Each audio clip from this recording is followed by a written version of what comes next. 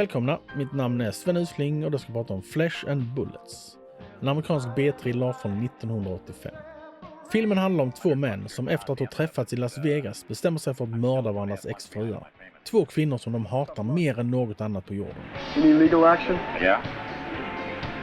The old lady's attorney has filed a petition for my arrest. Contempt of court. If I don't pay within a week. What are you gonna do? Pay, of course.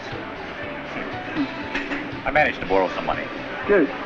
After all, temporary solution is better than no solution at all.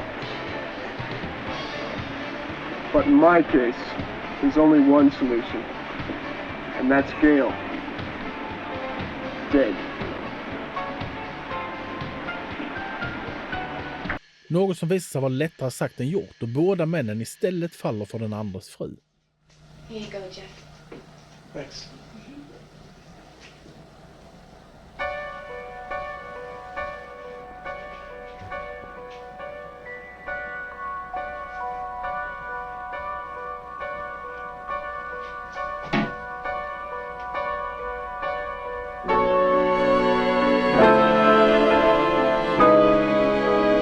Om handlingen låter bekant så beror det på att detta är en kopia på Hitchcocks film Främlingar på tåg med några små ändringar. Detta är kort sagt en skitdålig film på alla sätt som den här typen av filmer brukar vara. Skådespelaren är inte mycket att ha, fotot är platt och tråkigt och ser ibland porrigt ut. Mer om det senare. Ljudupptagningen är helt åt helvete och ibland är det helt omöjligt att höra vad som sägs. All right, you guys got anything? No, sir. Nothing. Checked out everyone and everything. And come up with nothing. Old Russ had a savings account and Frank had nothing but his clothes. What kind of person would want to kill two homosexual wrestlers? Now, are you sure that there's no possible jealousy motive? Men klippningen är nog det värsta problemet och i en klass för sig. Scener som borde varit längre bara klipps mitt i och man hinner aldrig andas innan nästa scen tar vid. Speciellt fult blir det när karaktären inte ens hinner avsluta vad de säger innan det klipps mitt i och nästa scen börjar. I did it. I made love to her 3 times and she came over and over again. 3 times in a few hours. God, that was great. That must be a record for me. One that won't last long either. For that, she deserves to live a little bit longer. I'll get her next time.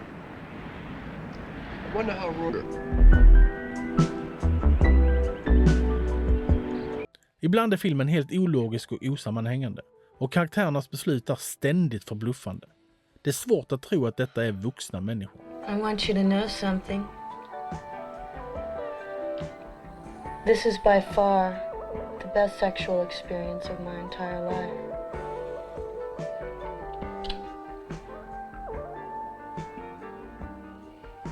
How could your wife divorce you? You're the man every woman dreams about, the perfect lover. Not to her. I never could get completely aroused with Dolores. She was frigid and she was bitchy. Men trots allt det här så lyckas filmen vara otroligt underhållande. Skådespelarna är inte bra, men kul. Det platta fotot passar perfekt in i den här typen av film. Det dåliga ljudet är visserligen genuint jobbigt ibland, men det är kul när man knappt förstår vad de säger. Och klippningen. Ja du, klippningen. Det slutar aldrig att bli kul när scener avslutas i förtid. Och bara det är värt en titt på filmen. Men det allra bästa filmen har att erbjuda är Robert Z'Dar. I can't talk right now. I have company. Oh, what kind of company? A man? Yes, a friend. Well, get rid of him now. I'm coming over to see you. Don, please be understanding and don't act like a child. You piss me off. Oh, okay. I won't act like a child. I'll act like a man. And when I get over there, I'm gonna kick the shit out of him. You got that? Robert Z'Dar var en B-skådis som var känd för sin extremt stora haka. Den dök ofta upp i små roller i den här typen av filmer. Och ibland gjorde den gästspel i större filmer såsom Tango and Cash. Han är utan tvekan den här filmens bästa skådespelare och han själv varje scen han är med i. The hell is she? What are you doing here?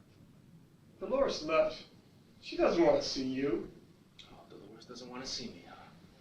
You asshole! I'll break you into fucking pieces! We'll see.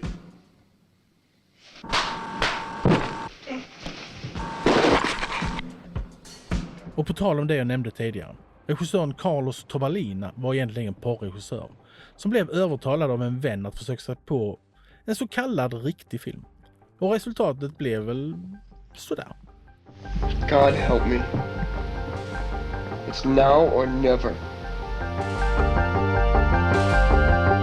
Damn it! I cannot do it.